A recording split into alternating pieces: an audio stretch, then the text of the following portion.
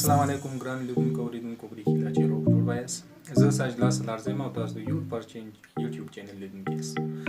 ګران لیدونکو لکه څنګه چې په تېرو ویډیوګانو کې زموږ ګرانو همکارانو تاسو سره په مختلفو موضوعاتو معلومات شریک کړم. د دې ترڅنګ زه هم غواړم چې په یو مهم موضوع تاسو سره خپل معلومات شریک کړم.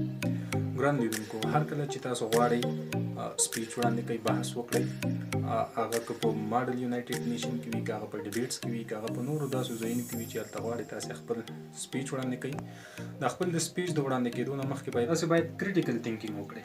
کریټیکل تینکینګ یا انتقادي فکر چې په پښتو کې ورته ژور فکر هم ویل کېږي د دې په ترسره کولو سره ستاسې سپیچ یا ستاسې هغه بحث چې تاسو غواړئ وړاندې کړئ هغه که په ډیبیټس کې وي که په ماډل یونایټډ نیشن کې وي هغه په قوي استدلالونو او په سټرانګ ارګومنټس باندې ودروي.